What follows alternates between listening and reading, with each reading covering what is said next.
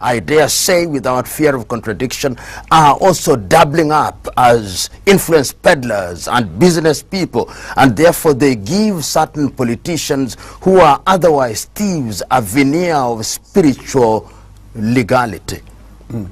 How can we stop that?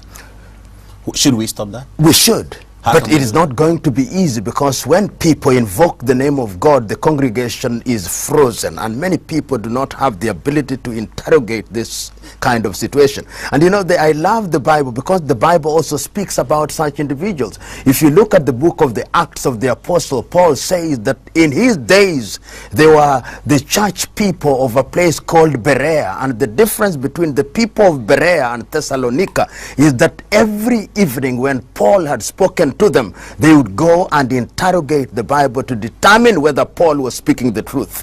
If the Christians were able to do that, they would be able to discover that some of these individuals are essentially cultic leaders who want to use their tithes for personal benefit. The 10%, the 10% of the money that they pay. The tithing, they are the ones who use the money. That is why they can use the tithe. And we now have a new phenomenon. Do you pay your tithe? I do pay my tithe, every but month? My church is an organized church, so that the money does not go to the bishop. The money goes into an institutionalized process, and the bishop or the pastors have a salary. But these husband and wife formations, where the husband is a pastor and the wife is a pastor and the son is the secretary and the daughter is the treasurer.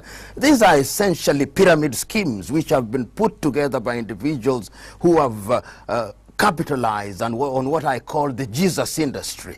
And this Jesus industry is being abused by the invocation of the name of Christ in a manner that is improper and to the detriment of the people of God and to the detriment of their countries. They deserve condemnation. And they are peddling lies and selling miracles.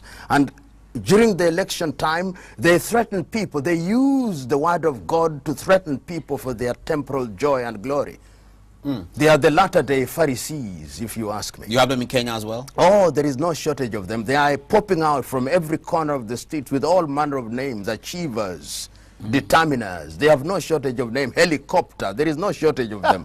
They are popping up everywhere with mega churches, complete with jets and other things. They are rock stars. Now, so these guys are affirming that these Pentecostal pastors are money mendlers. And what did they call them again? Influence peddlers and money menders. I mean, many peddlers. I mean, menders. So these people, they are known to be corrupt by people who think. So this man, he is calling them the name the way they are. He's not insulting them. He's just describing them. He's just giving them the name, the title, what they deserve.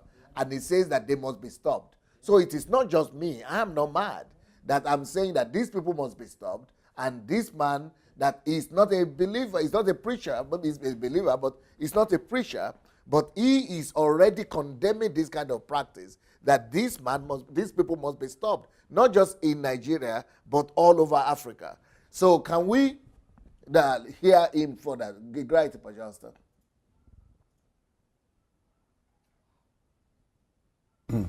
How can we stop that? Spiritual legality. How can we stop that? Stop. So one of the ways he said we should stop that is by educating the people, which is exactly what we are doing, so that the people will be more like the Berean Christians instead of the Corinthians or Thessalonian Christians. So which means that, you know, if we will open the eyes of the people and the people begin to think, that is one of the best ways to stop the corruption that is going on in the African church today. So which is exactly what we're doing. People are saying, why don't you go and talk to the GOs? Well, if I go to talk to the GOs, that is trying to change the GOs. But what about trying to change the generality of the people? Yeah. It was like the woman that said that if I would have freed more slaves, if only they had known they were slaves. And that is why I find it's really low thinking when I hear people say, why are you speaking to people? Why don't you go and talk to the pastors themselves? And I listen to their thought process and their argument. I'm like, Can't you guys just process what you were saying yourself? Now, what is the liberation a slave needs? A slave doesn't need the liberation from his slave master. Because the moment a slave realizes and knows that he is a slave, and is enlightened on how he can get his freedom, damn his slave master. Damn his slave master. They are going to revolt against the slave master. Right. They are going to get their freedom because now they know they are slaves and they know what it takes to get free from their slave masters. So when people come and say, why are you talking? Why are you speaking to people? Why are you? I'm like, just reason it and think about it. Why are people slaves? They are slaves because they have been captured by their slave masters. And their slave masters are not interested in letting them free. So when we now go to talk to the slave masters and we're saying, slave masters, leave these slaves, they are not interested in letting them go. No. So who are we to get rid of? The slave masters? No. Who should we talk to? The slave masters? No.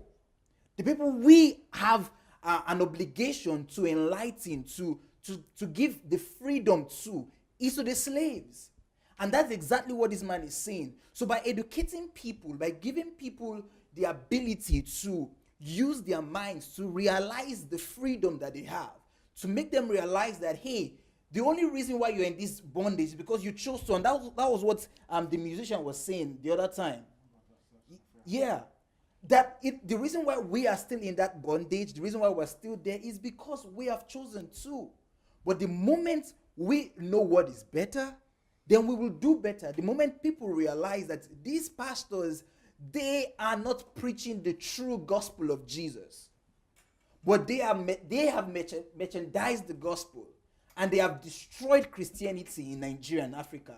And people begin to know the truth that Jesus never took time to be talking to the Pharisees. No, never. That was going to be a waste of time. Call them out. He calls them out and he invests his time in teaching people. He invested his time in bringing enlightenment to the people.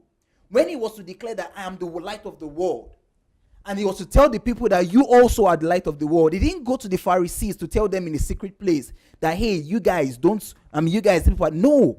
What did Jesus do? The Bible said he went out and he began to proclaim. That's what, for every revolution, there is a need for a loud proclamation. John the Baptist did the same. When it was time for him to prepare the way for Jesus Christ, he didn't go speaking to people individually. What did he do? He started shouting. The Bible says there was a voice from the wilderness. He was shouting. He was a crying prophet, heralding what was meant to be done, heralding the truth about Jesus. We don't keep quiet when it comes to the truth. We don't try to be politically correct when it comes to the truth. When we are talking about the truth, we go to the mountaintops. We shout at the mountaintops. We go to the rooftops and we begin to raise our voices. Why? Because we know there is nothing that anyone can do against the truth, but for the truth. And that's exactly what Remember is saying. That what we need to do is not to go to secret places. We need to educate the minds of people. And how do we educate the minds of people? It's by what we're doing here. Through Facebook. Yeah, this is exactly what we need to do. Because we can get to more people through Facebook, through YouTube, than any other avenue. Hello everybody, DSA here. I would like us to spread this word together. Let the gospel of the kingdom conquer the world. We only need you to help us take 5 simple steps. What are these steps? 1, go ahead and like the video, please, if you have not yet done that. Number 2, we need you to subscribe to this channel. Have you yet subscribed? You not yet done it? Go do it now. Number 3, you need to press and click on that bell. You see the bell there? That will give you notification of every video that we do. Then the next thing you need to do, write your comments. Let's know what you think, good or bad. And then of course you have other platforms like Instagram, like Facebook. Share this video on your other platforms. All right? Let's win the world for Christ. Peace.